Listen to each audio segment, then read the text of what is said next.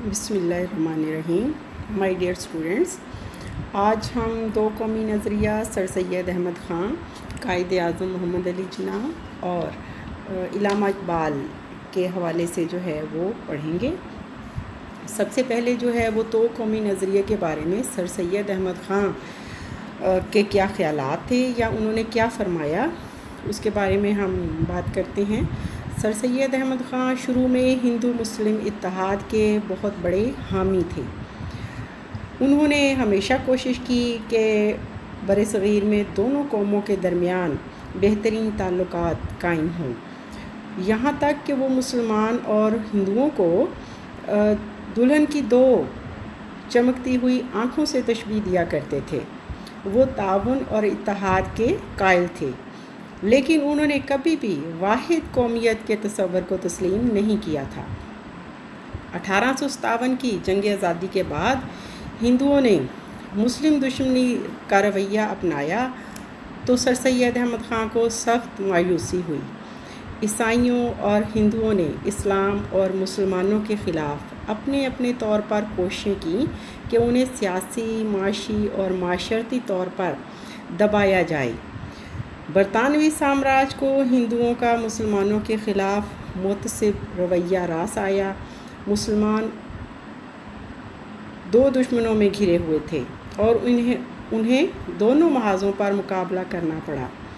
اس پرآشوب دور میں اسلامیہ ہند کے مٹ جانے کے امکان نظر آ رہے تھے کہ سر سید احمد خان اپنے دو قومی نظریے سمیت میدان میں اترے اور انہوں نے مسلمانوں کا اور مسلمان قوم کا دفاع کیا. سر سید احمد خان کے بارے میں اسپیر نے لکھا کہ سر سید احمد خان کے ذہن میں یہ بات صاف اور واضح تھی کہ مسلمانوں کا سیاسی شعور ہندوؤں سے الگ تھا. انہوں نے 1885 میں جب کانگریس کا قیام عمل میں آیا تو مسلمانوں کو اس میں شرکت سے روک دیا گیا، اور انہوں نے اس لیے ایسا کیا کیونکہ اس وقت کانگریس پر ہندو چھائے ہوئے تھے. اس کے بعد جو ہے وہ مختلف اوقات میں سر سید احمد خان نے مسلمانوں کو اور ہندوؤں کو اکٹھا کرنے کی اور قریب لانے کی بہت زیادہ کوشش کی، لیکن ہر موقع پر انہیں مایوسی کا سامنا کرنا پڑا. تو لہٰذا اس کے بعد جو ہے انہوں نے مسلمانوں کو تحریک علی گڑھ کے ذریعے سے ان کی راہ متعین کی.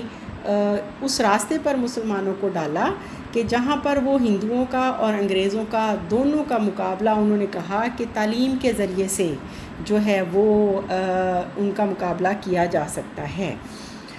تو سر سید احمد خان کے بعد جو ہے وہ ہم قائد اعظم محمد علی جناح کے نظریے کو جو ہے وہ ڈیٹیل میں دیکھتے ہیں کہ قائد اعظم محمد علی جناح اور نظریہ پاکستان جو ہے اس کو پوائنٹس کی شکل میں جو ہے وہ میں آپ کے سامنے پیش کرتی ہوں. اس کو اچھے طریقے سے جو ہے وہ آپ نے سمجھنا ہے، اور یہ آپ کی کتاب میں بہت ڈیٹیل میں دیا ہوا ہے. لہٰذا یہ لانگ کویسچن آتا ہے اور یہ سوکس اور مطالعہ پاکستان دونوں کا بہت اہم سوال ہے، لہٰذا آپ نے اسے ضرور یاد کرنا ہے. ہم دیکھتے ہیں کہ قائد اعظم اور نظریہ پاکستان جو ہے وہ کیا ہے. قائد اعظم محمد علی جناح نظریہ پاکستان کو عملی جامہ پہنانے والی شخصیت تھے. آپ نے برصغیر کے مسلمانوں کی رہنمائی کی اور انہیں منطقی منزل تک لے آئے. اللہ تعالیٰ نے جو ہے وہ ان کے عظیم مشن کی جو ہے وہ تکمیل فرمائی. آپ نے نظریہ پاکستان کو بڑے واضح انداز میں اپنے مسلمان بھائیوں کے سامنے پیش کیا اور اس کی حقانیت کو غیر مسلموں اور انگریز حاکموں نے بھی تسلیم کیا. قائد اعظم محمد علی جناح نے پاکستان کا مطالبہ کبھی وقتی جوش اور جذبے کے تحت نہیں کیا، بلکہ طویل عرصے کی فکر اور تلخ تجربات نے انہیں جداگانہ وطن کا مطالبہ کرنے پر مجبور کیا. آپ ہی وہ واحد شخصیت تھے جو شروع میں ہندو مسلم اتحاد کے سفیر کہلاتے تھے، آپ نے دونوں قوموں کو قریب لانے کی مکمل کوشش کی، لیکن آخرکار انہیں یقین ہو گیا کہ ہندو قوم جو ہے وہ مسلمانوں کو کبھی بھی ان کے حقوق دینے کے لیے راضی نہیں ہوگی، اور وہ اپنے دل میں بے انتہا بغض رکھتی ہے مسلمانوں کے خلاف۔ تو لہٰذا پھر ان کے نظریات جو ہے وہ تبدیل ہوئے، اور انہوں نے کہا کہ مسلم قوم اور ہندو قوم کے راستے جو ہیں وہ جدا جدا ہیں۔ تو جداگانہ قومیت کے حوالے سے ہم دیکھتے ہیں 1938 میں قائد اعظم نے فرمایا کہ ہندو جذبات اور ہندو ذہنیت کے باعث میں اس نتیجے پر پہنچا ہوں کہ اتحاد کی کوئی امید باقی نہیں رہی۔ مسلمان ایسی سرزمین کے باشندے ہیں جس کا کوئی والی نہ ہو۔ قائد اعظم نے جلد ہی محسوس کر لیا کہ مسلمان ایک ایسی قوم ہیں جنہیں ہندو اکثریت کے ہاتھوں انصاف نہیں مل سکتا۔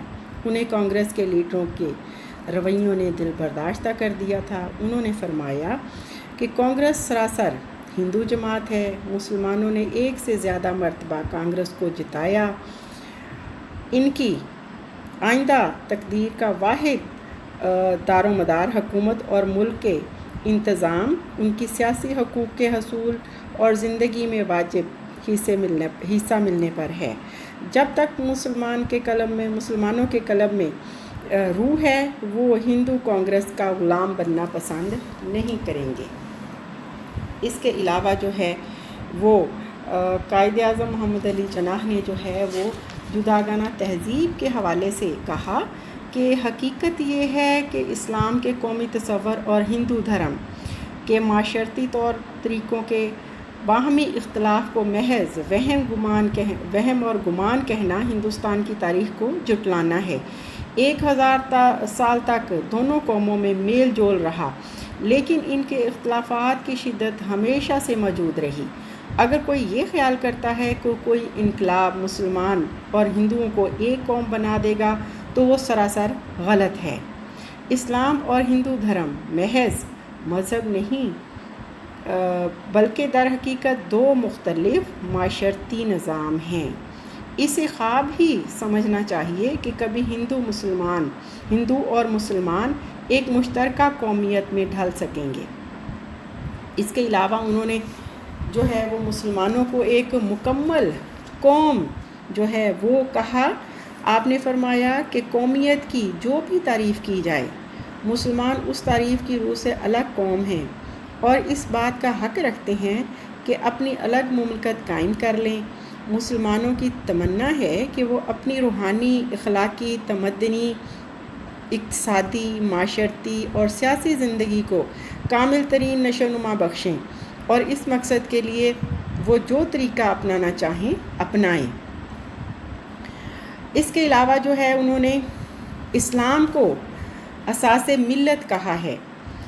قائد اعظم نے مسلم ملت کی اساس اسلام پر رکھی اور مسلمانوں کی قومی حیثیت کو ان الفاظ میں واضح کیا کہ وہ کون سا رشتہ ہے جس میں منسلک ہونے کے بعد تمام مسلمان جسد واحد کی طرح ہیں۔ وہ کون سی چٹان ہے جس سے امت کی عمارت استوار ہے، اور وہ کون سا لشکر ہے جس سے امت کی کشتی محفوظ کر دی گئی ہے۔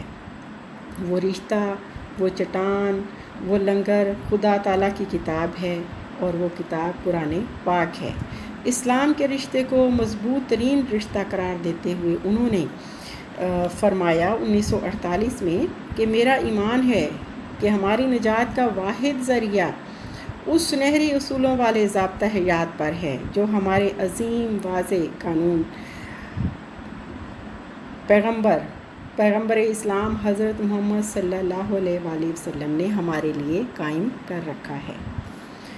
اس کے علاوہ جو ہے وہ جداگانہ منزل ہماری کیا ہے، اس کے بارے میں قائد اعظم نے جو ہے وہ ایک مضمون لکھا ٹائم اینڈ ٹائڈ میں، اور انہوں نے کیا لکھا؟ انہوں نے فرمایا کہ ہندوستان کے سیاسی پس منظر کا حوالہ دیتے ہوئے تحریر کیا کہ ہندوستان میں نہ کبھی ایک قوم تھی اور نہ ہی اب ہے۔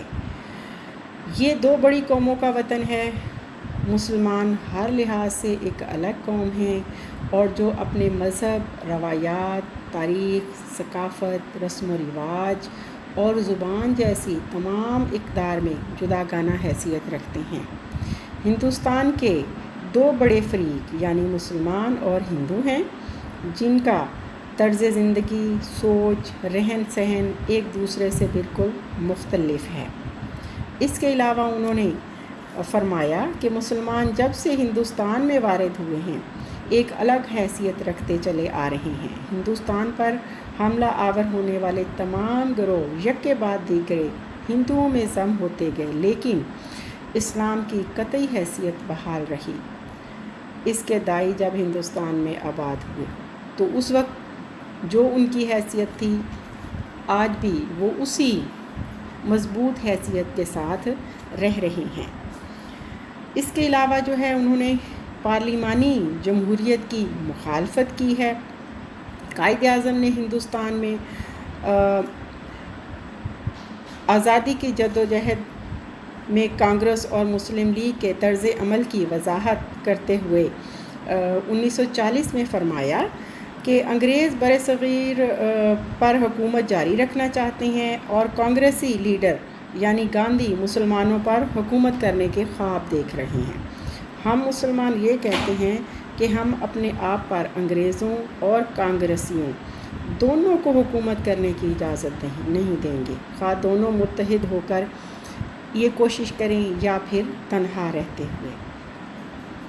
اس کے علاوہ قائد اعظم جو ہے وہ ایک فلاحی ریاست کا تصور جو ہے وہ ہمیں دیتے ہوئے نظر آتے ہیں۔ فیصل آباد میں انہوں نے خطاب کرتے ہوئے فرمایا کہ مجھے دیہاتیوں کی غریبی اور بدحالی دیکھ کر بہت دکھ ہوتا ہے۔ مختلف ریلوے اسٹیشنوں پر میں نے دیہی مسلمانوں کے گروہ دیکھے تو ان کے افلاس کا مجھے اندازہ ہوا اور مجھے بہت دکھ پہنچا۔ حکومت پاکستان کا اولین قدم یہ ہوگا کہ لوگوں کی معیار زندگی کو بلند کرے اور بہتر سے بہتر زندگی کے حالات ان کو مہیا کرے، کیونکہ انہوں نے فرمایا 1948 میں کہ اسلام نے ہمیں مساوات کا درس دیا ہے اور ہر فرد سے رواداری اور انصاف کا حکم دیا ہے۔ اس کے علاوہ جو ہے وہ قومی استحکام کے حوالے سے قائد اعظم کے ارشادات اور فرمودات ہمیں نظر آتے ہیں۔ قائد اعظم نے جو ہے وہ 23 مارچ 1947 کو فرمایا، ہم ہندوؤں کو کامل یقین دلاتے ہیں کہ پاکستان میں اقلیتوں کے ساتھ منصفانہ اور برادرانہ سلوک کیا جائے گا، اور اسلام نے ہمیں یہی درس دیا ہے اور ہماری تاریخ بھی اسی چیز کی گواہ ہے۔ پاکستان کی جغرافیائی سرحدوں کو مضبوط رکھنے کے لیے تلقین کرتے ہوئے فرمایا کہ پاکستان کے دفاع کو مضبوط بنانے میں آپ سے ہر ایک کو اپنی اپنی جگہ انتہائی اہم کردار ادا کرنا ہوگا۔ ہمارا نعرہ ہوگا اتحاد، ایمان اور تنظیم۔ اس کے بعد اسلامی مملکت کا قیام ہے۔ پاکستان قائد اعظم پاکستان کو ایک اسلامی مملکت بنانا چاہتے تھے، یہاں اسلامی جمہوریت، انصاف اور مساوات رائج کرنے کا عزم رکھتے تھے۔ تاہم انہوں نے دو ٹوک الفاظ میں کہا کہ پاکستان کوئی مذہبی ریاست نہیں ہوگی، تھیوریٹیکل ریاست نہیں ہوگا۔ ہمیں کوئی غلط فہمی نہیں ہونی چاہیے کہ پاکستان تھیوریٹک ریاست نہیں، کیونکہ اسلام تمام عقائد کو برداشت کرنے کی قوت رکھتا ہے، لہٰذا ہم ان سب اقوام کا خیر مقدم کرتے ہیں جو پاکستان کی تعمیر اور ترقی میں ہمارے ساتھ شریک ہونا چاہیں۔ 11 اگست 1947 کو دستور ساز اسمبلی میں اقلیتوں کے حقوق کے متعلق آپ نے وضاحت کی کہ آپ عبادت کے لیے اپنی مخصوص عبادت گاہوں میں جانے کے لیے آزاد ہیں، آپ کا تعلق چاہے کسی عقیدے یا مذہب سے ہو، ریاست سے اس کو کوئی سروکار نہیں ہے۔ پاکستان کے تمام شہری مساوی ہیں اور انہیں تمام مساوی سیاسی اور مذہبی حقوق حاصل ہیں۔ اسی طرح سے 25 جنوری 1948 کو آپ نے ایک تقریر کے دوران فرمایا کہ 1300 سال پہلے حضور اکرم صلی اللہ علیہ وآلہ وسلم نے جمہوریت کی بنیاد رکھ دی تھی۔ آپ عظیم مصلح، رہنما، واضح قانون دان تھے، عظیم سیاستدان اور حکمران تھے۔ اسلام محض رسوم و روایات اور روحانی تصورات کا مجموعہ نہیں ہے، یہ ایک مکمل ضابطۂ حیات ہے۔ اسلام سب کے لیے انصاف، رواداری، شرافت اور عزت کے اعلیٰ اصولوں پر مبنی ہے۔ توحید ربانی اور مساوات انسانی اسلام کے بنیادی اصول ہیں۔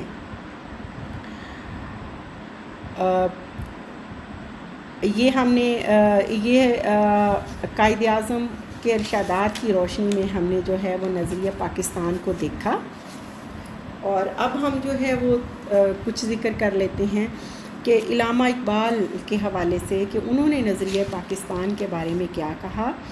ان کی بھی بہت ساری ہمیں کوٹیشنز ملتی ہیں، بہت ساری جگہوں پر انہوں نے نظریہ پاکستان اور نظریہ اسلام کے بارے میں بہت مفصل بات کی، لیکن جو زیادہ ان کا بہت مشہور خطبہ ہے الہ آباد کا 1930 میں جو انہوں نے دیا، اور جس میں انہوں نے بہت وضاحت کے ساتھ جو ہے وہ اپنے خیالات کو اجاگر کیا، تو وہ ہم پڑھ لیتے ہیں کہ علامہ اقبال نے جو ہے وہ 1930 میں الہ آباد کے اجلاس میں جو ہے وہ خطاب کرتے ہوئے فرمایا کہ ہندوستان کے سیاسی مسائل اور مسلمانوں کے مستقبل کے خدشات کا جائزہ لیتے ہوئے میں ایک تجویز پیش کرتا ہوں۔ یہی تجویز بعد ازاں پاکستان کی تخلیق کا موجب بنی۔ آپ نے جو فکر انگیز تصور پیش کیا اس کی بنیاد دو قومی نظریے پر رکھی۔ آپ نے فرمایا کہ مسلمانان برصغیر ایک الگ قوم ہیں، ان کا کلچر، زبان، لباس، سوچ، تاریخ، مذہب سب کچھ الگ ہے۔ انہوں نے فرمایا کہ ہندوستان کے آئینی تعطل کو دور کرنے اور پائیدار حل تلاش کرنے کے لیے ضروری ہے کہ ہندوستان کے شمال مغرب میں پنجاب، سندھ، سرحد، بلوچستان پر مشتمل ایک خود مختار یونٹ تشکیل دیا جائے، کیونکہ ان علاقوں میں مسلمانوں کی اکثریت ہے۔ اس کے علاوہ بھی انہوں نے بہت سارے موقعوں پر نظریہ پاکستان کی جو ہے وہ وضاحت کی ہے، لیکن آپ کے سلیبس کے حوالے سے جو ہے وہ اتنا ہی کافی ہے۔ میں آپ کو تھوڑا سا غیر مسلموں کی نظر میں دو قومی نظریہ جو ہے وہ کیا ہے وہ بھی ایک دو لوگوں کی جو ہے کوٹیشنز آپ کو بتا دیتی ہوں، تاکہ آپ کو اندازہ ہو کہ غیر مسلم بھی جو ہے وہ دو قومی نظریے کو مانتے تھے۔